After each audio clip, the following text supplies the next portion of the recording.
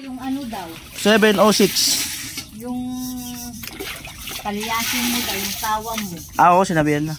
At yan po, no, yung gripo. Bali yan, malinaw na. Pero may kaunti pang burubuhangin. Pero, ayan, nagagamit na. Salamat, Kuya Franz. Salamat, Kuya Ayan, Franz. naghuhugas na ng ano, mga kaldero. Naghuhugas ng Kuya Franz. kaldero. Palapit yung iiban ni ano, Fifi. Hindi na gagamit na timba. Ang tawag dito ay private gripo. Pero ano, hindi pag ano, hindi pwede pagkait. Oo, di nga lang ano, di nga lang baka yung isang mainuman.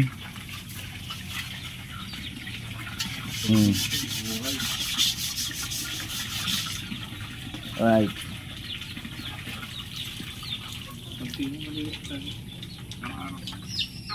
Basta mabumbahan lagi yan. Mawawala na rin yung buhangin. Kuya, dito na ako mag- Pero pag laba-laba, okay na. Oo. Paano sa patundan mo? May bakit ang puti.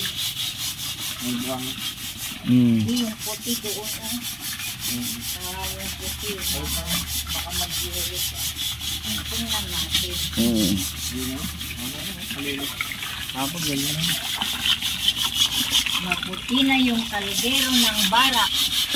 Kaldero ba yun ng barak? Oo. Galing pa naman yan kay Mr. and Mrs. Anonymous.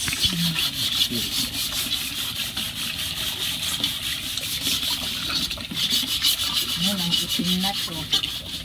Marami na naluto dyan.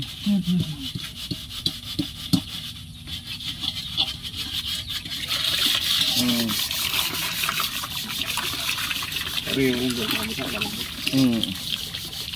Kaldero ng barak dito.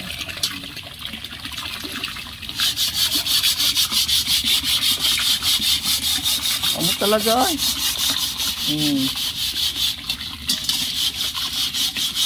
Lulutuan siguro ng bulalo yan. Nangalutuan ng bulalo.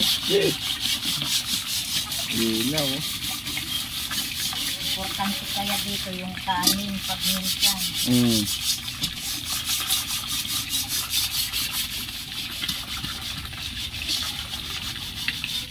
Hindi na talaga. Tumadami. Naiipon na. Dumagamit yung buwan.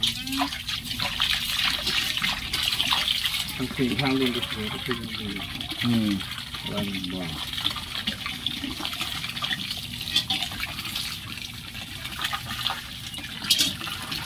Hindi mo natin simintuhan kasi baka mamaya may plano yung iba na kung anong gawin yun. Hindi natin alam. Ano po? Ano?